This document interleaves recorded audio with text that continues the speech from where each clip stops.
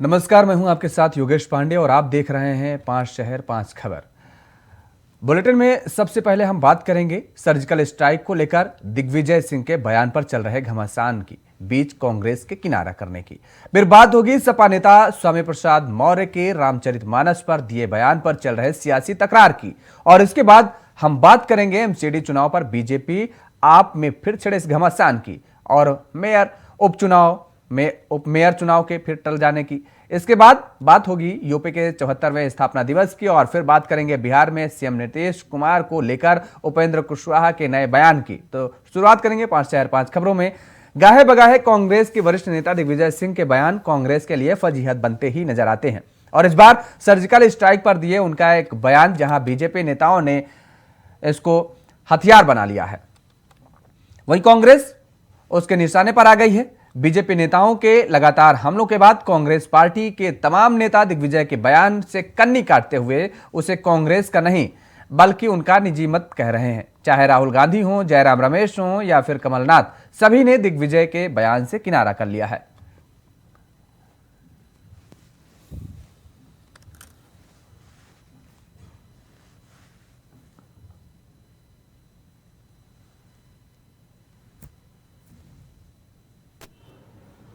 Surgical strike की बात करते हैं कि हमने इतने लोग मार गिराए, लेकिन प्रमाण कुछ नहीं। केवल झूठ का पुलिंदा से ये राज कर रहे हैं। सर्जिकल स्ट्राइक की बात करते हैं कि हमने इतने लोग मार गिराए, लेकिन प्रमाण कुछ नहीं। कल शाम को 6:30 बजे मैंने कांग्रेस पार्टी की तरफ से एक औपचारिक बयान दिया है। जो स्टेटमेंट दिग्विजय सिंह जी ने 2019 के सर्जिकल स्ट्राइक के बारे में दिया था और जो प्रमाण मांगे थे, वो उनकी निजी राय है, उनकी व्यक्तिगत व्यू है। ये कांग्रेस पार्टी का स्टैंड नहीं है। कांग्रेस पार्टी का हमेशा ये मानना रहा है, हम मानते हैं और मानते रहेंगे कि राष्ट्रीय हित में जो सेना की ओर से कार्रवाई की जाती है वो जरूरी होती है। 2014 के पहले भी 5-6 सर्जिकल स्ट्राइक हुए थे। तो एक बार मैं फिर कह दूं,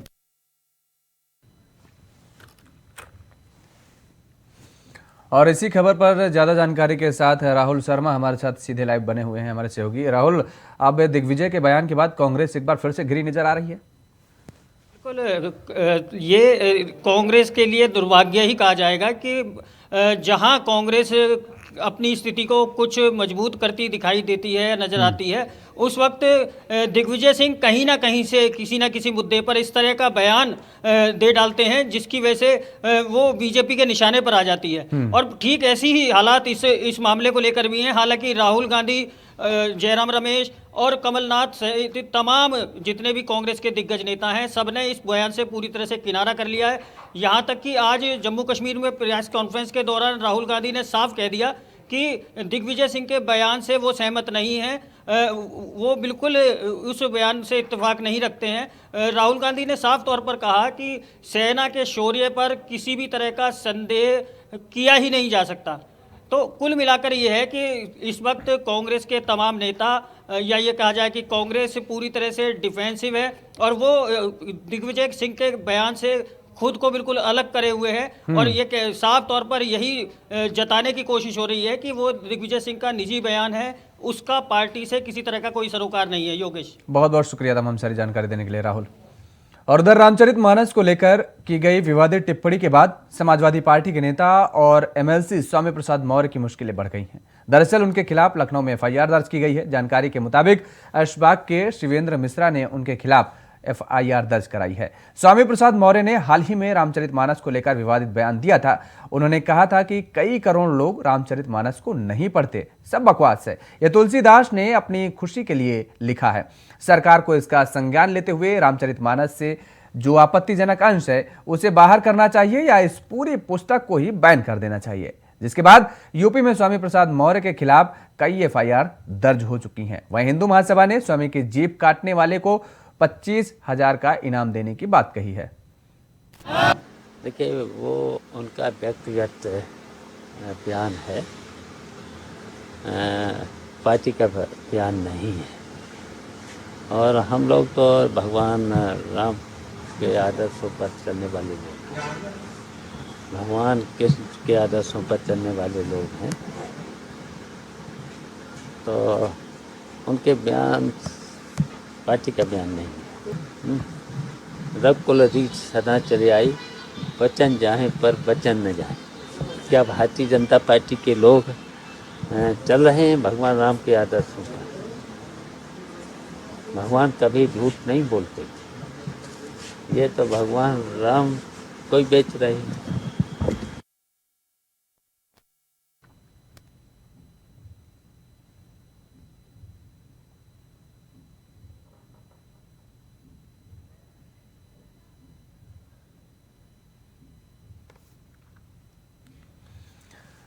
खबर पर ज्यादा जानकारी के साथ चंदन वर्मा हमारे साथ सीधे लाइव बने हुए हैं हमारे संवाददाता। चंदन, स्वामी प्रसाद की मुश्किलें लगातार ये कहा जा सकता है कि बढ़ती जा रही हैं और अब तक अगर हम यूपी का जिक्र करें तो कितनी एफआईआर हो चुकी हैं? बिल्कुल, अगर योगेश जिस तरह से इन्होंने बयान दिया था स्वामी प्रसाद मौर्य ने, उसके बाद से लगातार इनकी जो मुश्किलें हैं वो बढ़ती जा रही है। अगर एफआईआर की बात करी जाए तो करीबन दर्जन भर इनके ऊपर एफआईआर अभी तक हो चुकी है। और आज हाल ही में अभी जल्दी में ही आज सुबह जो है हजरतगंज कोतवाली में इनके खिलाफ मुकदमा दर्ज कराया गया है। और जिस तरह से इन्होंने बयान दिया उसको लेकर लगातार जो हिंदू महासंगठन के लोग हैं, जो कई तमाम संगठन है, वो लगातार इनके प्रदर्शन कर रहे हैं और समाजवादी पार्टी से इनको बाहर का रास्ता दिखाने का जो बातें हैं उस पर लगातार अड़े हुए हैं। जी बिल्कुल, लगातार बातें कही जा रही हैं और लगातार घेरने की कोशिश भी की जा रही है, लेकिन समाजवादी पार्टी की तरफ से अगर कहें तो क्या कुछ कार्रवाई की बात की जा रही है क्या?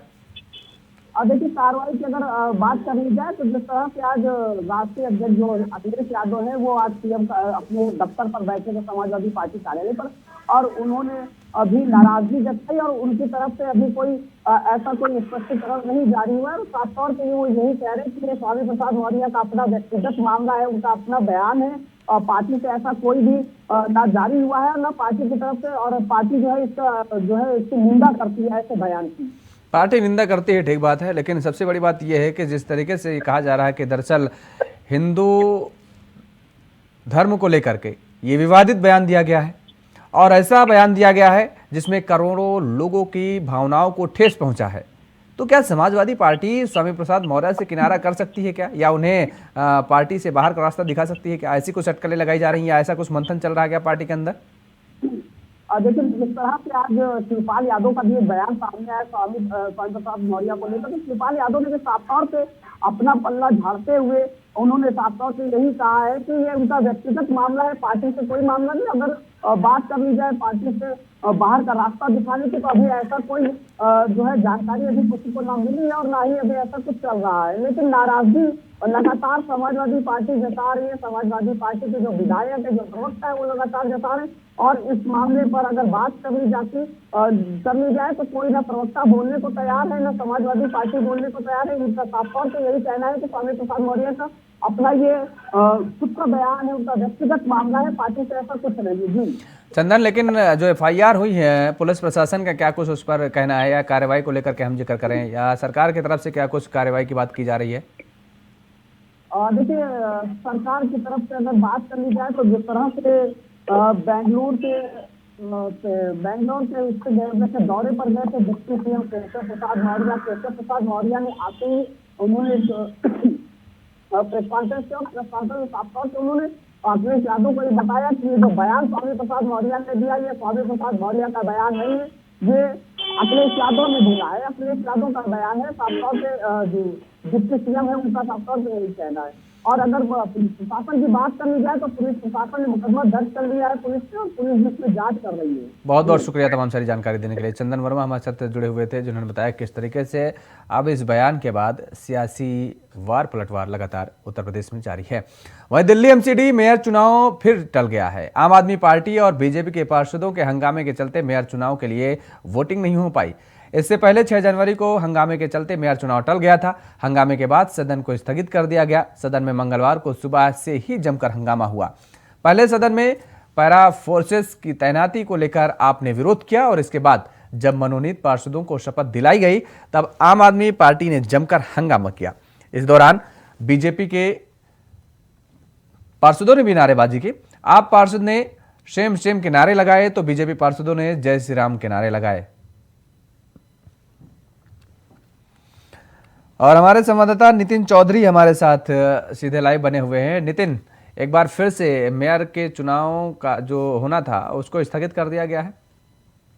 जी देखिए योगेश, बिल्कुल जिस तरीके से दिल्ली एमसीडी चुनावों की बात की जाए तो जो मेयर पद के जो चुनावों को आज चुनाव होना था तो उसको जो है स्थगित कर दिया गया, क्योंकि आम आदमी पार्टी के जो पार्षद थे उनको पहले शपथ दिलाई थी, तो उसके बाद जिसके बाद आम आदमी पार्टी के जो पार्षदों ने जो है सेम के नारे लगाए थे। लेकिन उधर भारतीय जनता पार्टी की बात की जाए तो भारतीय जनता पार्टी के जो पार्षद हैं उन्होंने जय श्री राम के नारे लगाए थे। इसी को देखते हुए सदन के अंदर जो है आज अनिश्चितकालीन जो है इसको स्थगित कर दिया गया। और साथ ये भी कहा जा रहा है कि आम आदमी पार्टी पूरी तरीके से जो है यहाँ पर बदतमीजी पे उतर रही थी। लेकिन उसके बाद भारतीय जनता पार्टी पे भी आरोप लगाते हुए आम आदमी ने कहा है कि पूरी तरीके से जिस तरीके से आम आदमी पार्टी की जीत हुई है एमसीडी चुनावों में, तो उनकी जो जीत हुई है तो उसको देखते हुए भारतीय जनता पार्टी बर्दाश्त नहीं कर पा रही कि भारतीय जनता पार्टी की इतनी तरीके की जो हार यहाँ पर, क्योंकि 15 साल से अपना राज्य एमसीडी में कर रही थी।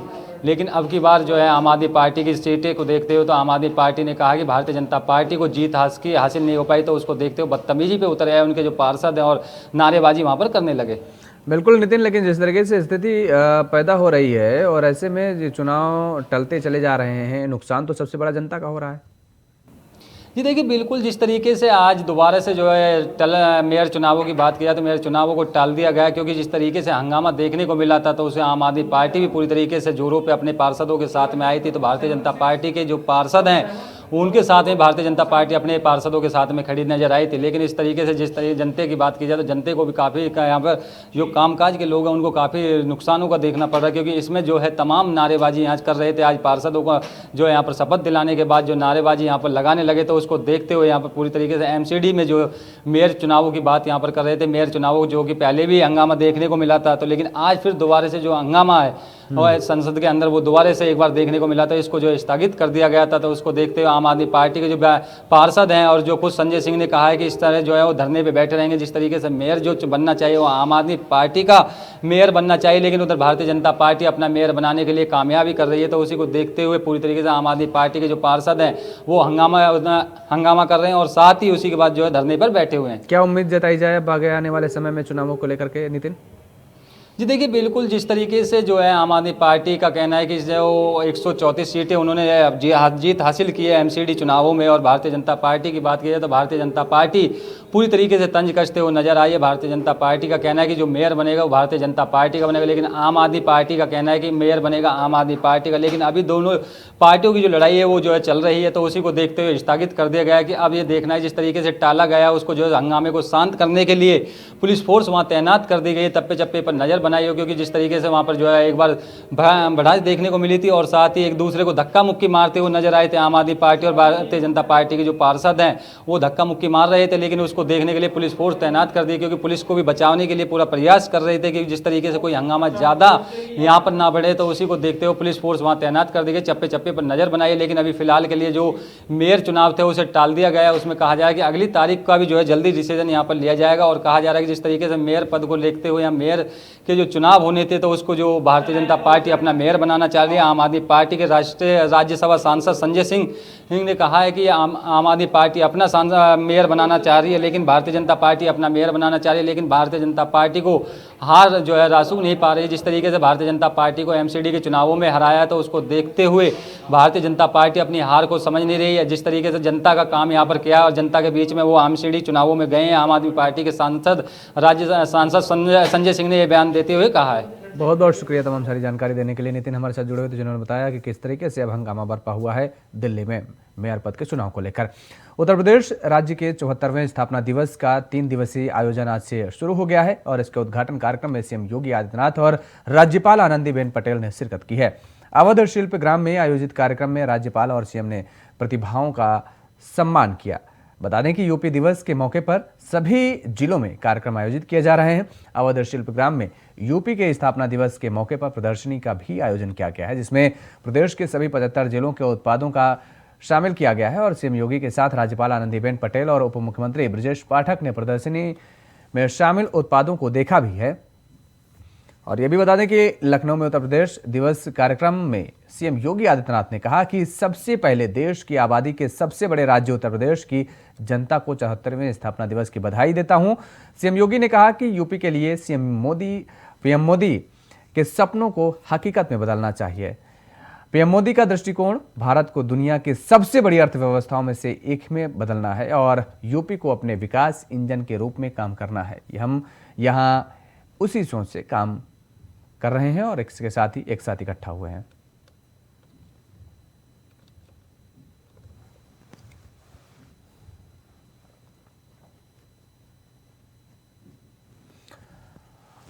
और इसी खबर पर ज्यादा जानकारी के साथ हमारे संवाददाता प्रियम पाठक हमारे साथ सीधे लाइव जुड़े हुए हैं। प्रियम, 74 साल का हो गया है उत्तर प्रदेश अब? बिल्कुल, देखिए उत्तर प्रदेश स्थापना दिवस पर 74वें आज मुख्यमंत्री योगी आदित्यनाथ उनके साथ में उत्तर प्रदेश की राज्यपाल आनंदीबेन पटेल ने जो है आज इस कार्यक्रम की शुरुआत करी। 3 दिवसीय प्रदर्शनी का जो है आज ये शुरुआत करी गई है। लखनऊ के अवध शिल्पग्राम में ये प्रदर्शनी जो है वो लगाई गई है, जिसमें उत्तर प्रदेश की विरासत को लेकर और इसके अलावा हर जिलों के जो प्रमुख उत्पाद हैं उनको वहां पर दर्शाया गया है। जो लोग हैं वो उत्तर प्रदेश को समझ सकें। और इसके अलावा मुख्यमंत्री योगी आदित्यनाथ ने उत्तर प्रदेश वासियों को आज सबसे पहले सुबह बधाई दी उत्तर प्रदेश के 74वें स्थापना दिवस को लेकर। उन्होंने कहा कि उत्तर प्रदेश में जन्म लेना सौभाग्य की बात है और जिस तरीके से यहाँ पर 2017 के बाद से सरकार ने कार्य किए हैं, उन्होंने इस बात को तय किया है कि विकास ही अहम एजेंडा है सरकार का। और कहीं ना कहीं 2017 से पहले उत्तर प्रदेश की पहचान जो थी वो दंगा प्रदेश के रूप में हुआ करती थी, लेकिन 2017 के बाद से जब से बीजेपी की सरकार आई है उसके बाद से लगातार अगर आप देखें तो यहाँ पर विकास के कार्य किए जा रहे हैं। दंगा मुक्त उत्तर प्रदेश हुआ है और लगातार यहाँ पर विकास की योजनाओं को लाया जा रहा है। प्रधानमंत्री नरेंद्र मोदी का मार्गदर्शन प्रदेश को मिल रहा है लगातार और उसी के चलते अगर आप देखें तो उत्तर प्रदेश में लगातार विकास का जो डबल इंजन है वो चलता हुआ जा रहा है। प्रधानमंत्री नरेंद्र मोदी पूरी दुनिया में सबसे बड़ी अर्थव्यवस्था के तौर पर भारत को स्थापित करने के लिए प्रयासरत हैं और उसमें वो सफल होते हुए भी दिखाई दे रहे हैं और जल्दी माना जा रहा है कि उनका ये लक्ष्य जो है वो पूरा भी होगा। इसके अलावा मुख्यमंत्री ने उत्तर प्रदेश के अंदर किस तरीके से धार्मिक महत्व है उसका भी उन्होंने जिक्र किया। उन्होंने कहा कि भगवान श्री राम ने यहाँ पर जन्म लिया, भगवान श्री कृष्ण की जन्मस्थली है ये, बाबा काशी विश्वनाथ का धाम है यहाँ पर, तो किस तरीके से विरासत में यहाँ पर चीजें मिली हैं और इसीलिए उन्होंने इस बात को कहा कि उत्तर प्रदेश में जन्म लेना हर एक नागरिक के लिए सौभाग्य की बात है। जिस तरीके से भौगोलिक परिक्षेत्र है उत्तर प्रदेश के अंदर, विकास की विशेष तौर पर उन्होंने बातें करी कि विकास के मुद्दों को लेकर किस तरीके से लोगों के बीच में सरकार पहुंची है, विकास के कार्य किए जा रहे हैं, इन्वेस्टर समिट का आयोजन किया जा रहा है। ये वो सभी चीजें हैं जिसकी कहीं ना कहीं बहुत पहले शुरुआत हो जानी चाहिए थी, लेकिन जो पिछली सरकारें थी वो विकास से दूर रही और उन्होंने विकास के कार्यों को जो है अनदेखा किया और शायद यही वजह रही कि आज प्रदेश जो था वो 2017 तक इतना पिछड़ा रहा। अब मौजूदा वक्त में जब बीजेपी की सरकार आई है, प्रधानमंत्री नरेंद्र मोदी का नेतृत्व है, उसमें डबल इंजन के साथ में उत्तर प्रदेश विकास की रफ्तार लगातार पकड़े हुए और लगातार विकास के कार्य उत्तर प्रदेश के अंदर जो है वो किए जा रहे हैं। तो साफ तौर पर उनके संबोधन में ये अहम अंश है और उन्होंने साफ तौर पर ये भी बताया कि किस तरीके से सरकार आगे का क्या कुछ लक्ष्य है और किस तरीके से आगे सरकार कार्य करेगी। सरकार लगातार इस बात को लेकर प्रयासरत है कि उत्तर प्रदेश का लगातार विकास हो, उत्तर प्रदेश की जो अर्थव्यवस्था है वो मजबूत हो, रोजगार के अधिक से अधिक जो अवसर है वो सर्जित हो, यहाँ पर लोगों को रोजगार के लिए दूसरे राज्य ना जाना पड़े। इसको लेकर भी सरकार लगातार जो है वो प्रयास कर रही है, कोशिशें कर रही हैं। उत्तर प्रदेश के अंदर जिस तरीके से जो भौगोलिक परिक्षेत्र है, जो यहाँ की प्राकृतिक संसाधन है, उनका किस तरीके से प्रयोग किया जा सकता है, पहले किस तरीके से चीज़ों को इग्नोर किया जाता था। जो पूर्व राज्यपाल थे उत्तर प्रदेश के राम नाईक, उन्होंने पहले ही इस बात के लेकर सरकारों से अनुरोध किया था कि उत्तर प्रदेश दिवस मनाया जाए, लेकिन उन सरकारों के पास में दृष्टि नहीं थी, विजन नहीं था और इस वजह से उन्होंने इन चीज़ों को स्वीकार नहीं किया। 2018 में जब 2017 में बीजेपी की सरकार आई और उसके बाद 18 से लगातार अब यूपी का स्थापना दिवस जो है वो मनाया जा रहा है। अपने आप में गौरवान्वित महसूस कराने का ये पल है और उसी के लेकर सरकार जो है, उत्तर प्रदेश सरकार जो है वो लगातार प्रयासरत है। इस बीच आज इस कार्यक्रम के दौरान एक तरफ यहाँ संबोधन हुआ, उसी बीच मुख्यमंत्री योगी आदित्यनाथ ने उत्तर प्रदेश के 12 खिलाड़ियों को जो है वो सम्मानित किया, जिन्होंने विभिन्न क्षेत्रों में उत्तर प्रदेश का जो नाम है वो रोशन किया, उसको एक जो कह सकते हैं नई गति दी। उसमें 12 ऐसे खिलाड़ियों को लक्ष्मण और इसके अलावा रानी लक्ष्मीबाई वाजपेयी पुरस्कार जो प्रदेश का सर्वश्रेष्ठ पुरस्कार है उससे भी सम्मानित किया गया। बहुत बहुत शुक्रिया तमाम सारी जानकारी देने के लिए। प्रियम पाठक हमारे साथ जुड़े हुए थे जिन्होंने बताया कि किस तरीके का आज ये प्रोग्राम किया गया है। वहीं जनता दल यूनाइटेड संसदीय बोर्ड के अध्यक्ष उपेंद्र कुशवाहा लगातार ऐसी बयानबाजी कर रहे हैं जिनसे यह साफ तौर पर दिख रहा है कि उनके और मुख्यमंत्री नीतीश कुमार के साथ सब कुछ ठीक नहीं चल रहा है। इतना ही नहीं, उपेंद्र कुशवाहा के बीजेपी में शामिल होने की भी अटकलें लगाई जा रही हैं। इन अटकलों के बीच उपेंद्र कुशवाहा ने कहा है कि हाल ही के दिनों में नीतीश कुमार कमजोर हुए हैं, इससे जदयू कमजोर हो रहा है। उधर नीतीश कुमार से जब उपेंद्र कुशवाहा को लेकर सवाल किया गया तो उन्होंने कहा, हमसे कुछ मत पूछिए। उपेंद्र कुशवाहा ने कहा, राजनीतिक रूप से जब तक नीतीश कुमार कमजोर हुए हैं हमने उनको सहयोग करने का काम किया है। इतना ही नहीं, उन्होंने कहा, आज कुछ लोग उपेंद्र कुशवाहा को गाली दे रहे हैं लेकिन इससे उन्हें कोई फर्क नहीं पड़ता है। उन्होंने राजद पर निशाना साधते हुए कहा कि कुछ लोग नीतीश कुमार को कमजोर करने की साजिश रच रहे हैं।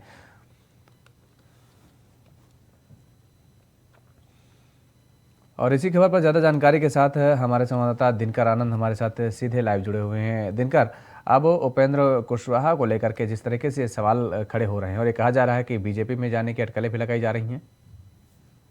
सबसे पहले आपको बताऊं कि और अपने दर्शकों को बता दूं कि उपेंद्र कुशवाहा और ये जो नीतीश कुमार के बीच जो खींचतान चल रही है ये कोई अभी ताज़ा विवाद नहीं है, काफ़ी लंबे समय से चल रहा है। अभी जेडीयू ने थोड़े दिनों पहले A to Z नेताओं को कर्पूरी जयंती के अवसर पर गांधी सभागार में बुलाया। उस दौरान उपेंद्र कुशवाहा के लिए कुर्सी भी नहीं रखी गई थी। वहीं उसी दिन उपेंद्र कुशवाहा अपने आवास पे जाते हैं और अपने आप को नीतीश कुमार का सबसे बड़ा सिपाही बताते हैं, यानी कि लल्लन सिंह से एक कदम ऊपर, जो कि जेडीयू के राष्ट्रीय अध्यक्ष हैं। अब इस पूरे परिप्रेक्ष्य में आप ये समझ सकते हैं कि उपेंद्र कुशवाहा अपने आप को नीतीश कुमार का हितैषी बता रहे हैं, क्योंकि उन्हें कहीं ना कहीं अंदेशा हो चुका है कि जेडीयू उन्हें साइडलाइन करने की कोशिश में लगी हुई है।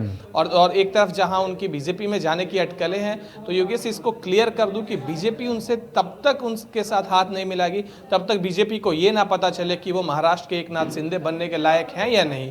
क्योंकि अभी भी नीतीश कुमार के बारे में आप चाहे जितने भी बातें कर लें, हम लोग मीडिया में कर लें कि नीतीश कुमार कमजोर हो रहे हैं, लेकिन नीतीश कुमार के बारे में एक बार लल्लन सिंह ने अलग होने पे कहा था कि नीतीश कुमार के पेट में भी दांत है। ये बात कोई नहीं जान सकता कि नीतीश कुमार कब क्या और कहां स्टैंड ले लें। योगेश बिल्कुल, लेकिन यहाँ पर कहा जा रहा है कि दरअसल आरोप भी लगाया गया है जेडीयू को कमजोर कर रहे हैं नीतीश।